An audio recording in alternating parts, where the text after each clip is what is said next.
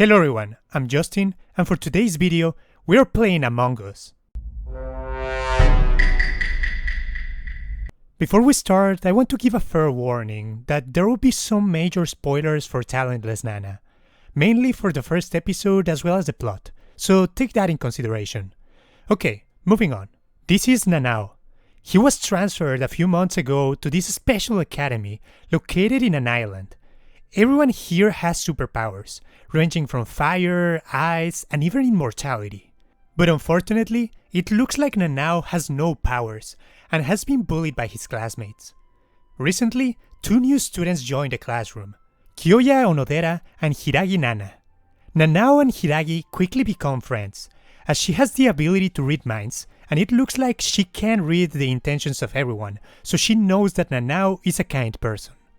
And this is proven to be true, as in a mock battle, a stray fireball approaches the students and Nanao finally shows his powers.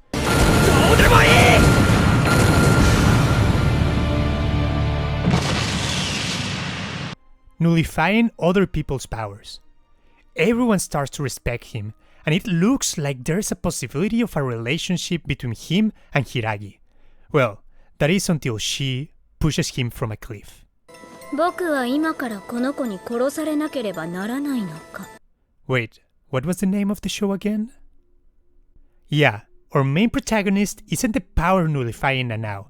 Our main protagonist is the talentless Nana. In reality, she doesn't have any powers, only uses deductive reasoning to pretend that she knows what other people are thinking. And she has come to this island for one reason: to eliminate the enemies of humanity. The people with superpowers. You could say that there is an imposter among us. I remember when the first episode came out, I was completely thrown off guard. The whole episode, I was sure that the story would focus on Nanao and this would be your typical shonen anime. I love how they hid the main plotline all up until the end of the first episode. And honestly, I wish more shows did that. It was engaging, enjoyable, and one of my favorite early plot twists in anime. This first episode was setting everything up to have one of the best murder mystery animes ever made. So, did it live up to the expectations? Well, let's talk about that. After the first episode, there was no more surprises coming from Nana. All the cards were on the table. We know that she's here to kill all the other students. She has no powers but is incredibly smart and uses deduction to basically read people's minds. So, the plot twists, suspense and surprises need to come from all the other students. Finding out their true abilities, creating convoluted plots to kill them, and of course hiding the evidence so that people don't find out that she's actually killing the students. There are many ways to keep the audience engaged in a thriller and mystery, and for the most part, the anime was doing it right. Or at least that was during the first few episodes. After the first episode, we have a few interesting episodes. A quick kill to the student president with the ability to time travel. I love Nana's dedication to finding out the weakness of the ability and using the terrain to her advantage. Then the next episode sets up the main plot and quote-unquote antagonist of the story, with the attempt to kill Kyoya and finding out that he is immortal. Later on, the plot gets a bit more convoluted. As Among Us has shown us, when there is less people, hiding your actions becomes more difficult, and people start to notice the crimes and investigate the issue. And of course, some people find out that Nana is a killer, so she needs to find a way to silence them. During the story, we also learn about Nana's tragic past and the death of her parents to talented people, which reinforces her hate and actions towards killing the talented. We also learn about a shadow figure and a council that are behind Nana as their superiors. As I said, the story is impressively good at the first few episodes, but later on it becomes either too repetitive or outright predictable. Okay, Nana just kills someone, but oops, looks like some other guy is using his powers to find out who the killer is, and Kyoya is quickly catching up to her. So she needs to find a distraction for Kyoya, and she needs to kill the ones who know the truth about her, and repeat until there is no one else in the island. Come on guys, you know the strats. Okay everyone, stick together. You ping one, you have to do a task. And I swear to God, if the taskbar doesn't move, we're calling an emergency meeting.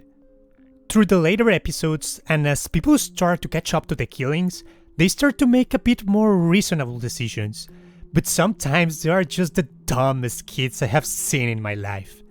Okay guys, I found out one of our classmates is killing people, so rather than tell everyone, why don't I just blackmail her instead? Guys, there's a killer on the loose, so everyone stay together and don't leave the house. But let me just quickly take my night walk through the forest. But overall, the story is still really good.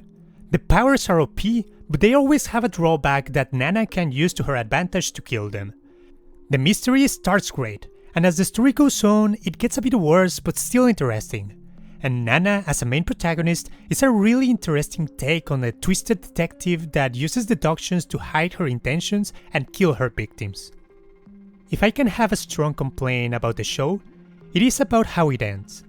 During the last few episodes, we're shown the mysterious superior to Nana that is coming to the island to make sure everything is going smoothly, but he never appears. There is also no conclusion or closure to the story. No middle point or time skip. The story just ends after they take care of the second murderer, and her crying to the loss of a friend. There is not even a mention to what will happen next or a setup for the second season. It was really disappointing that things ended that way, because it doesn't give any sense of closure to end a season. At least if they're not going to plan to do a second season and are just expecting people to go to the manga, it would have been good to give a brief sneak peek about what will the next arc be about. But no, the season ends without any sense of closure or anything about what is coming next. Just a montage of two friends which I remind you she was planning to kill a few episodes ago. But aside from that, the story is still really good, and I would recommend it to anyone looking for an interesting murder thriller with a bit of mystery on it, and with the classic superpowers that are a staple to the shonen animes nowadays. If you give Talentless Nana a try, I'm sure you will fully enjoy it. And with that said, we come to the conclusion of this anime review. What did you guys thought of Talentless Nana? Let me know in the comments below. Until then, see you guys next time.